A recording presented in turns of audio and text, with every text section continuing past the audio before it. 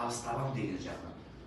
Себебі бұл салаға адамдар денсаулық бақытымен келеді, екінші табыс табам деп келеді, үшіншіден жетістікке жетемін, өз-өзімді дамытамын, өз-өзімді не только өз-өзім, бүкіл бала-шағаның, немеремнің болашағын жақсы бір бағытта апарамын деп өте үлкен мақсатпен келеді. Бірақ өкінішке орай 10 жыл, 20 жыл, 30 жыл жасаған, бұл салада жасаған, бір компанияда жасаған адам аз. 15 жыл, 30 жылдық, 20 жылдық стажым бар дейді, бірақ қарасам 5, 6, 7, 10, 15 компанияда істеген. Ол былайша айтқанда неге? Себебі өкінішке орай көптеген компанияларда именно көшбасшылардың құқығы сақталмаған. Мана Биля Правах деп тұрған сол көшбасшылар жұмыс жасап жатқан несімен сақталмаған? Өкінішке орай көптеген компанияда маркетинг өзгереді. Бастапқы кірген кезде жақсы бір условиямен кіреді дағы 2-3 жылдың көлемінде по полной программе вообще мүлдем бөлек маркетинг планға кетеміз. Яғни ол дегеніміз әрбір жасап жатқан көшбасшылардың құқығы сақталмаған деген сөз. Кез келген уақытта компанияның тарапынан, президенттер тарапынан любой момент бір кнопкамен өзгертіп жіберуі мүмкін, немесе бір немен өзгертіп жіберуі мүмкін. Бұл жерде Биля Правах деген сөз ешбір желілік маркетингте болмаған сондай үлкен бір бағыт. Яғни Биля Правах. Яғни сіздің маркетинг план бойынша да, өнім бойынша да, басқа бойынша да жаңағыдай любой кез келген моментте түнде ұйықтап жатқан кезіңізде өзгертіп жіберген.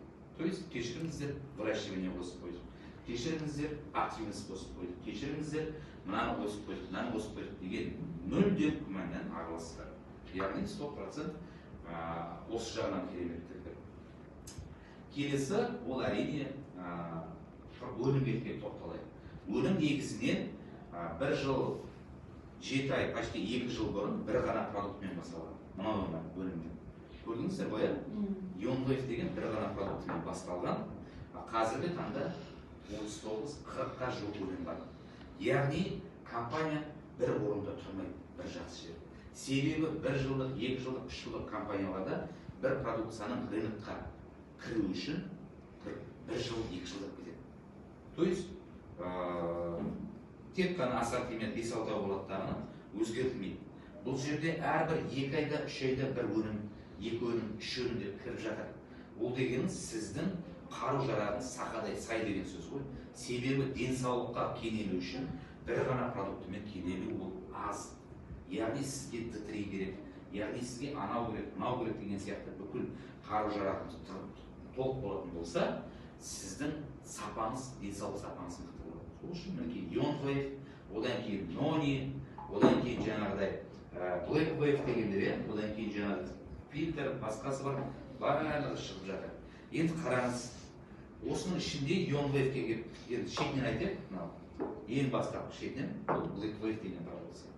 Blackwave ол чисто детокс продукт, тазалайтын.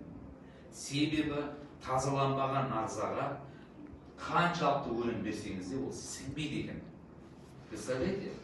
Неге? Тағы бір нәрсені айтайын мен. Ол артықшылық денсаулық кеңесі. Денсаулық кеңесі не үшін керек білесіздер ма? Профессиональный денсаулық кеңесі. Ондай нәрсені мен көрмеген ешқандай компанияда. Шыны керек. Неге? Өйткені көп деген компаниялардың бір несі, минусы дейді ғой. Ол өнімдерді бет алды, по полной программе тұра береді. Кесін, кемесін, лишь бір товарооборот болу үшін. Түсіндіңіздер? Қандай продукт келетін болса да. Бұл жерде продуктлердің, өнімдердің барлығы өзінің этапымен, өзінің жүйесімен, және де өзінің тиімділігімен бәрін есептеп отыратын денсаулық кеңестері бар. Кәдімгі практикующий, мықты. Мынау кәдімгі не емес, Қазақстандағы номер 1 онколог, номер 1 эндокринолог, номер 1 кардиолог, кардиогенетолог, терапевт, кеше бізге урологтар қосылып жатыр, координировтар қосылып жатыр, мықты, гинекологтар қосылып жатыр. Неге? Олардың түпкілікті мақсаты былай түсінілді. Бизнес емес, басқа емес, өнім оларды. Чтоб лишь бы өнім результат беріп, клиенттері ұсынып жатқан халықтар ырза болған ғой в основном. Одан кейін барып бизнесі болды, одан кейін басқа. Сондай кеңес мүшелері толықтырылған мықты дәрігерлермен. Соның ішінде ол кісілер айтады, ең бірінші очередь әрине Black Wave-тен бастаңдар дейді. Black Wave 5 этапта тазалайды ағзаны. 5 этапта. Енді қараңыздар, кеше мен вебинар жүргіздім ғой, аллергия туралы, не туралы. Сол жерде